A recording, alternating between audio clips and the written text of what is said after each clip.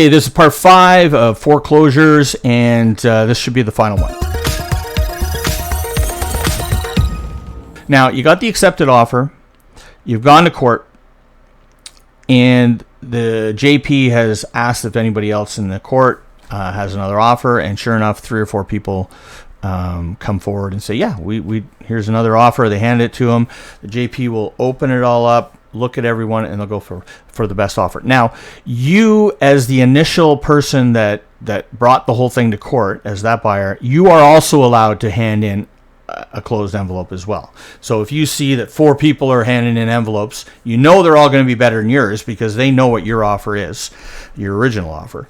So you know that their offers are going to be better than that original offer. So you are also allowed to put in an offer, and you can size up, who's there and sort of see, okay, well, I'm going to put in this extra, and maybe that'll push you over the edge, and you can get it if you still want the property. A lot of people at that point will say, yeah, I'll take it if we get it at this deal, but I don't want to pay any more for it. So I certainly don't want to, get into a bidding war with the people. Whereas other people may see the value at a higher amount, and then that's what they go for. So you are allowed to go ahead and put in that second offer. And at that point, the justice of the peace will determine which offer is the one that's going to get it. They take the deposit check.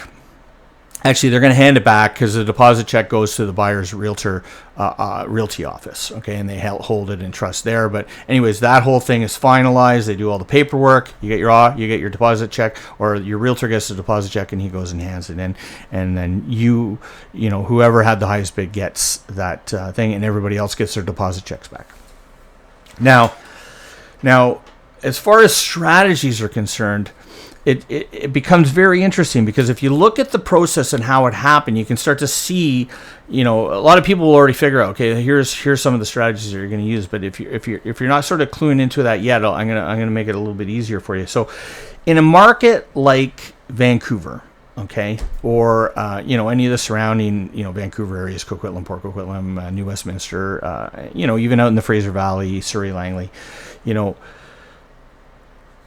anytime a property comes on the market and is marketed less than what is considered market value, you are almost always going to incite a buyer frenzy on these things. That's why one of the tactics that realtors will use when pricing a home, regardless of whether it's foreclosure or not, is to price it lower than market value, and that will attract more people to it.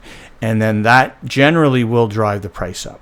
So hear me out on this one. And this one, I've had lots of different discussions with buyers on this one. Is they'll come in and they'll see a property that's in foreclosure, and they'll go, okay, well, let's hit them with a really low price and do it. And yes, you can. And if you get it accepted, okay, fine. Maybe everybody else is just sort of sitting around waiting, right? Because if you understand the process, you may be in a position to go, you know what, I'm going to wait till it goes to court, and I'm just going to show up at court with my envelope, with my closed envelope offer, and that's what I'm going to do. But I don't want to bring it through the process. So one of the reasons why it's better to do it, be the first person, is because you're allowed to put the subjects on. So you can put that as subject to inspection. You can put that subject to finance, and then you can go talk to your bank and you can get the proper financing channels. If you're going in as with the closed envelope at the end, that's pretty much a subject-free offer, and that means you need to have your financing in place. And not everybody's in that position. Some people are in that position, some people are not. And if you are not, do not do that, because you are legally bound to complete that sale if you get that offer accepted in court. And so if you don't have the financing, you may find out later that your bank does not accept that place or doesn't appraise it properly, or whatever it is. So that's one of the advantages of doing it first. But the downside is that everybody knows what the offer is because it's public. So anybody can then look at it and go, okay, well, I'll pay more than that for that house. It's a great deal. And so that is one of the reasons why it's not always a good idea to get too low of an accepted offer. So say it's $1 million and it's been appraised at $1 million, and that's where they were That's where they were listing the house. And then you come in and you get an accepted offer at $800,000. Okay, so 20% below appraised value. In a Vancouver market that's considered liquid, that is going to attract a lot of people to court because, at 20%, a lot of people would say, be happy to pay $850,000 or $860,000 or $870,000 or even $900,000, even the $1 million, right?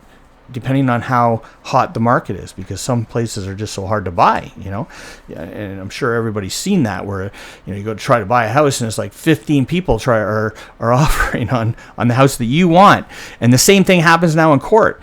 And the reason they're there is because you got too low of an accepted offer.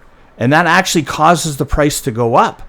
There was one example where a friend of my clients, we tried to buy one in Ladner, and it sat on the market for 3 months, and they kept lowering the price. So finally, we put an offer in. We got accepted. We go to court. It ended up going for more than the original price that they listed it for, and they had to keep lowering the price because we got it at so low. So many people came in to buy that it just went into a weird frenzy. And I can't explain it, but that's just how it goes sometimes. And it's very unusual. And really what it comes down to is if we had gotten accepted at a higher value, we probably wouldn't have got as much attention. And probably not as many people would have showed up in court that day with the idea that they're going to get it. And then once everybody's in there, some people will go, oh, I'm here, I'm done. I'm just take that. And it ends up being a really high number. Now, the times that it really works is in markets where it's not so liquid. So an example would be somewhere in the interior, where there's not a ton of buyers. So if somebody goes into foreclosure, they may have the people being foreclosed on may have been living in a house in foreclosure for a year, sometimes 2 years. And the bank is desperately trying to sell it to recoup their costs. And so nobody's offering on it. And so you can walk in at that point and you can say, well, I've checked a lot of boxes, right? Like I've waited a significant amount of time. There's obviously not a market for this particular house, so I'm gonna put in a really low offer, and you can put that offer in and be pretty confident that the JP is going to accept it because, hey, if you're the only one offering it, then there it is, and the lender's willing to sell it. The court has done its due diligence at that point. It's tried to market the house to try to recoup as much of the cost for the person being foreclosed on. They've done their best. So at that point, those are the types of places that you can get a deal. Slower markets are good. And remote markets are good. So vacation homes, if you want to try to buy like maybe a little hobby farm or something like that, those are the types of places where you can, generally speaking, get the better deals on foreclosures in British Columbia. If you try to get a foreclosure property here in Vancouver and you think you're going to get like for half price or something like that, that's probably not going to happen. I mean, I'm sure it's happened, but it probably in this market is just not going to happen because of exactly what I said. Like by the time you get to court, you're going to end up with so many people trying to get it, and they'll put $10,000, $15,000, $20,000 more than you all day long, right? And so you end up just selling it at market value, is generally what happens. And, maybe a little bit below because of the risk, with regards to some of the appliances and all that stuff, and the condition of the home. You don't really get a warranty like you would on a regular one. There's no property disclosure statement. There's none of that kind of stuff. So anyways, that's what you need to be aware of. Those are the things that you need to sort of be attuned to when you're looking at foreclosure properties. Because if it's just simply to get a great deal, well, I'll get you a great deal all day long on a house, on a property. We'll look. It doesn't necessarily have to be a foreclosure. However, I always include foreclosure properties in any of the searches that I'm going to do. I just want people to be aware of the process and the downside, because the biggest thing is really the heartbreak, from some of the buyers. If we get the accepted offer on this beautiful home that you want, it's foreclosure. Now it goes to court, and then we have to go, and then you have to go through this whole other process of other people putting in multiple offers and stuff like that in front of a JP.